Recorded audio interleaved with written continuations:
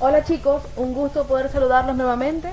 Espero que todos se encuentren muy bien en casa, junto a sus familiares y seres queridos. En esta ocasión vamos a hablar un poco sobre las medidas de dispersión. Además vamos a resolver algunos ejercicios en donde se apliquen estos conceptos. Comencemos. Bien, vamos a hablar un poco sobre las medidas de dispersión. Estas medidas o parámetros estadísticos muestran la variabilidad en la distribución de los datos. En la clase anterior trabajamos lo que son las medidas de tendencia central, como por ejemplo la media, la mediana y la moda, pero ellas solo describen el centro de los datos y no nos dicen nada acerca de la dispersión o de la separación que hay entre ellos. En ocasiones es muy importante conocer qué tan dispersos o separados se encuentran los datos, y esto se consigue con la medida de dispersión o variabilidad.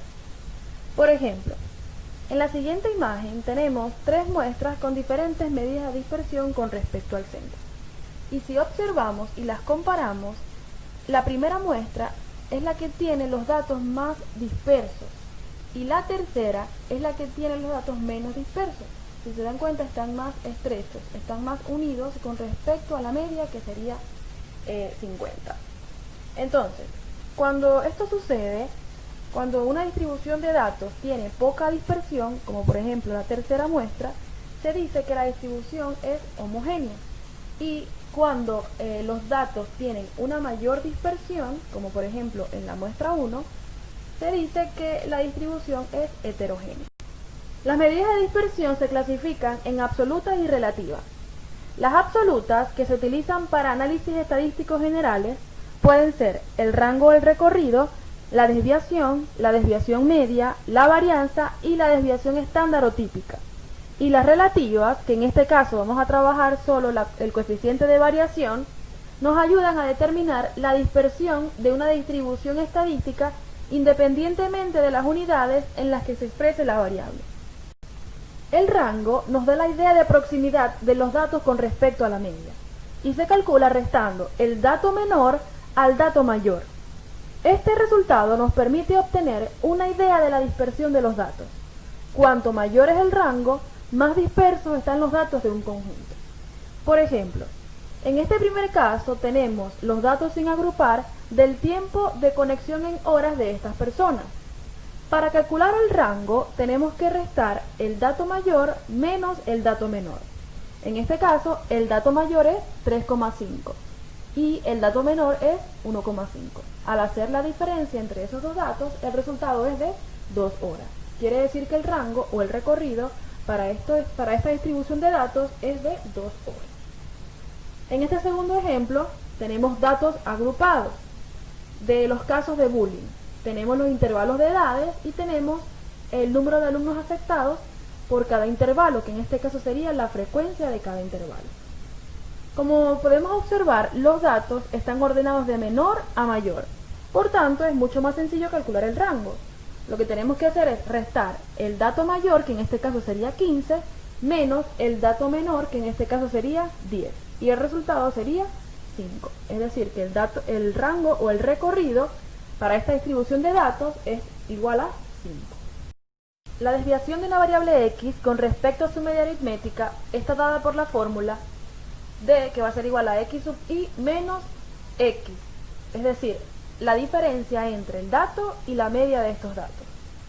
Esta desviación nos informa lo alejado o cerca que está un dato de los demás datos del conjunto. Por ejemplo, en un partido de baloncesto se tiene la siguiente anotación de los jugadores de un equipo. Calcular la desviación respecto a la media de las puntuaciones de los jugadores del equipo. Lo primero que tenemos que hacer es calcular la media de estos datos, puesto que para calcular la desviación esto es un requisito.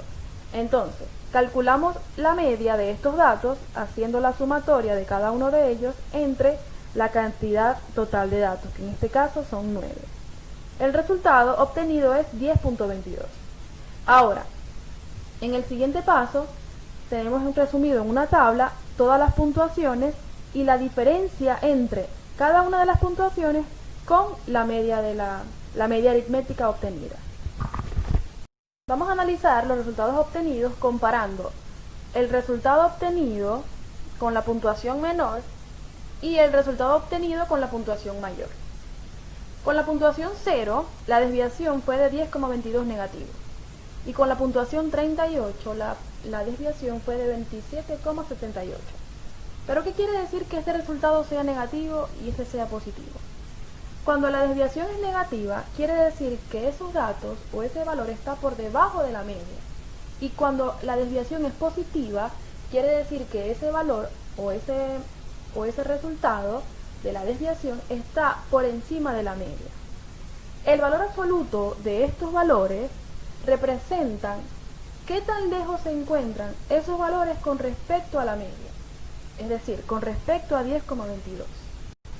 Por su parte, la desviación media, que se representa con este símbolo, corresponde a la media aritmética de los valores absolutos de las desviaciones, x sub i menos x, lo que hicimos en el ejercicio anterior, de los n datos. Por ejemplo, ¿cuál es la desviación media para el conjunto de datos 4, 22, 10 y 8? Si se dan cuenta, estos datos no son agrupados. Entonces, lo primero que tenemos que hacer es calcular la media aritmética de estos datos. Ya sabemos cómo calcular la media aritmética, tenemos que sumar cada uno de esos datos y dividirlo para la cantidad total que se tiene. Por ejemplo, sumamos 4 más 22 más 10 más 8, eso es 44, y lo dividimos para la cantidad de datos que se tiene. En este caso tenemos 1, 2, 3, 4 datos. 44 entre 4 es igual a 11. 11 es la media aritmética de estos datos. Ahora, ¿qué tenemos que hacer? Calcular las desviaciones. Eso es restar el valor absoluto de cada dato con el promedio. 4 menos 11, que va a ser igual a menos 7. El valor absoluto de menos 7 es 7.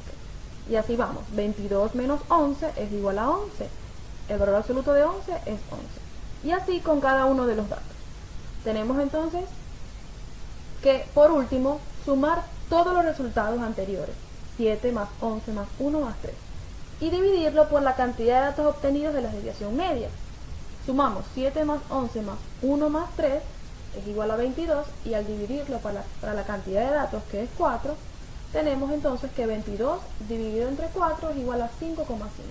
La desviación media para este conjunto de datos es de 5,5.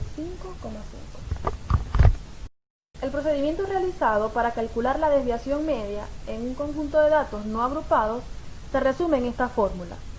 Pero, ¿qué hubiese pasado si los datos estuvieran agrupados?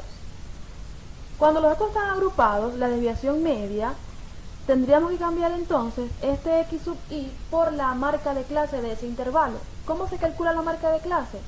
Sumando el límite superior con el límite inferior y dividiéndolo entre 2. Luego, a esa marca de clase le restamos la media aritmética y a esa diferencia en valor absoluto le multiplicamos la frecuencia. Así, tenemos que hacer el procedimiento con cada uno de los intervalos. Esa sumatoria la vamos a dividir entonces para el total de datos que se tiene en la muestra.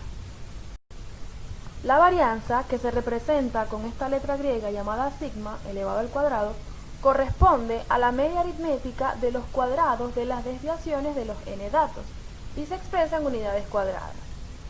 Cuando son datos no agrupados, tenemos que utilizar esta fórmula, y cuando son datos agrupados utilizamos esta fórmula, donde x sub i es la marca de clase del intervalo en caso de que sean datos agrupados. Si no son datos agrupados, simplemente va a ser nuestro x sub i, que va a ser un dato. Esta x con esta rayita arriba es la media aritmética de la variable, o el promedio. F va a ser la frecuencia absoluta del intervalo en el caso de datos agrupados, y n es el número total de datos. Entonces, vamos a seguir el ejemplo que trabajamos con la desviación media, en donde para calcular la varianza también nos piden la media aritmética. Y ya eso lo teníamos calculado, el resultado era 11. La media aritmética de este conjunto de datos no agrupados es 11. Ahora, tenemos que restar el valor absoluto de cada uno de los datos con el promedio. Eso también ya lo teníamos hecho en el ejercicio anterior. Ahora, ¿cuál va a ser la diferencia? La diferencia va a ser ahora que ese dato tenemos que elevarlo al cuadrado. Miren, cuando son datos no agrupados, ya esta diferencia es esta que está aquí, pero nos falta elevarlo al cuadrado. Entonces, cada uno de estos resultados los elevamos al cuadrado y calculamos la sumatoria de ellos. Sería 7 al cuadrado 49 más 11 al cuadrado, que es 121, más 1 al cuadrado, que es 1, más 3 al cuadrado, que es 9. La sumatoria de esos datos es igual a 180. Dividido para n, en donde n va a ser el total de datos que se obtienen en la distribución. En este caso, como son 4, dividimos entre 4. 180 dividido entre 4 es igual a 45. Entonces, la varianza para este conjunto de datos es 45. Luego, la desviación estándar se obtiene extrayendo la raíz cuadrada de la varianza. Recordemos que en el ejercicio anterior el resultado de la varianza fue 45. Entonces, al calcular la raíz cuadrada de 45, el resultado obtenido es 6,708. Dos cosas que quiero recalcar. La primera, si se dan cuenta, el símbolo con el que se representa la desviación estándar también es la letra griega sigma con la que se representa la varianza, pero la diferencia es que la varianza está elevado al cuadrado, es decir, que la unidad que acompaña al resultado de la varianza también va a estar elevado al cuadrado. Si por ejemplo fueran 45 años, esto va a ser igual a 45 años elevado al cuadrado. Lo segundo es que si a mayor dispersión, mayor va a ser el valor de la varianza, y a menor dispersión, menor va a ser el valor de la varianza. Si nosotros ordenamos estos datos que se nos presentaron al principio del ejercicio en una recta numérica, podemos observar que estos datos están estrechamente agrupados, pero este dato está disperso, está un poco alejado de los demás datos. Entonces eso hace que la muestra sea dispersa y por eso nos arrojó un valor alto en la desviación estándar. El resultado entonces para la desviación estándar de esta distribución de datos va a ser igual a 6,708. Por último, vamos a hablar sobre el coeficiente de variación. Este coeficiente permite realizar comparaciones entre conjuntos con respecto a la dispersión de sus datos e incluso entre variables que se miden con diferentes unidades de medida. Matemáticamente corresponde al cociente entre la desviación estándar y la media aritmética. Para expresar el coeficiente de variación en porcentaje solo basta multiplicar el resultado obtenido por 100. Con respecto a su interpretación, mientras menor sea el coeficiente de variación, el conjunto es más homogéneo, es decir, los datos son más parecidos entre sí. Y mientras mayor sea el coeficiente de variación, el conjunto es más heterogéneo, es decir, los datos se diferencian más entre sí. Por ejemplo, utilizando el coeficiente de variación, vamos a determinar cuál de los dos conjuntos es más homogéneo, si el conjunto X o el conjunto Y.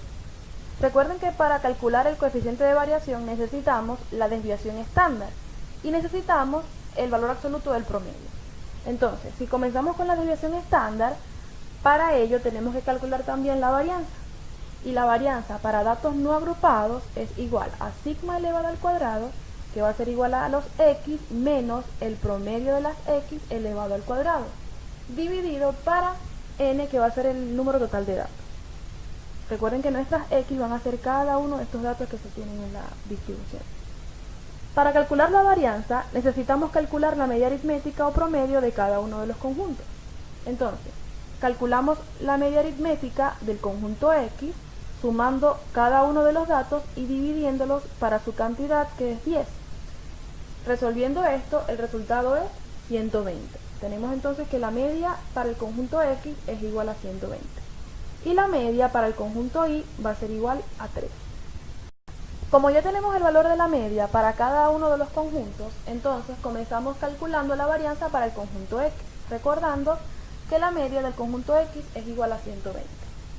Reemplazando los datos en la fórmula, tenemos entonces que restar cada uno de los X sub Y, en este caso van a ser cada uno de estos datos, menos la media, que es 120, y ese resultado elevarlo al cuadrado. Por ejemplo, 203, que es el primer valor, menos 120, que es la media, elevado al cuadrado, restamos 203 menos 120 y el resultado se eleva al cuadrado, el resultado obtenido es 6.889. Así vamos a hacer con cada uno de los datos de la muestra, del conjunto X. Luego sumamos todos esos resultados y los dividimos para 10, puesto que tenemos 10 datos en el conjunto X. El cociente de de este conjunto X va a ser igual entonces a 8373,6. Luego vamos a hacer lo mismo para calcular la varianza del conjunto Y, recordando que la media del conjunto Y es igual a 3.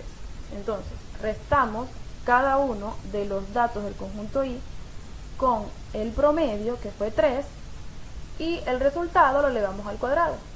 Vamos haciendo eso con cada uno de los datos y luego al final sumamos todos los resultados obtenidos. Al sumar todos los datos obtuvimos 36 y al dividirlo entre 10 el resultado obtenido es 3,6. Finalmente calculamos la desviación estándar para el conjunto X, recordando que esta se obtiene extrayendo la raíz cuadrada de la varianza. Entonces recordemos que la varianza para el conjunto X fue de 8373,6 y la raíz cuadrada de este valor es igual a 91,5 o 91,50. Luego calculamos la desviación estándar para el conjunto Y. La raíz cuadrada de la varianza, que es 3,6, es igual a 1,89. Entonces, el coeficiente de variación para cada uno de los conjuntos sería, para el conjunto X va a ser igual a ¿quién? A la desviación estándar dividido para el promedio de los datos del conjunto X. Dividimos entonces 91,5, que fue la desviación estándar del conjunto X, entre la media aritmética del conjunto X, que fue 120. Al dividir obtenemos aproximadamente el valor de 0,76. Y si queremos expresar ese valor en porcentaje, simplemente lo multiplicamos por 100 y obtenemos un 76% en el coeficiente de variación para el conjunto X. Hacemos lo mismo para el conjunto Y. Dividimos la desviación estándar del conjunto Y, que fue 1,89, entre 3, que fue la media aritmética para ese conjunto. Al dividir se obtiene aproximadamente 0,63. Y si queremos tener ese resultado en porcentaje, lo multiplicamos por 100. Entonces nos preguntamos, ¿cuál de los dos conjuntos es más homogéneo? Para determinar cuál de los dos conjuntos es más homogéneo, si el conjunto X o el conjunto Y, tenemos que observar los resultados obtenidos en el coeficiente de variación. Por ejemplo, el coeficiente de variación para la distribución de datos del conjunto X es igual a 0,76 y el coeficiente de variación para la distribución de datos del conjunto Y es igual a 0,63. Entonces, mientras menor sea el coeficiente de variación, el conjunto es más homogéneo, es decir, los datos son más parecidos entre sí. Por tanto, si comparamos los dos resultados obtenidos, podemos determinar que el conjunto Y tiene un menor coeficiente de variación, por tanto es el conjunto más homogéneo entre los dos. Y bueno chicos, así culminamos la clase de hoy sobre medidas de dispersión. Recuerden que en las guías y en el texto del estudiante pueden conseguir problemas y ejercicios para que practiquen los conceptos aprendidos. Muchas gracias por todo, que estén muy bien, cuídense mucho.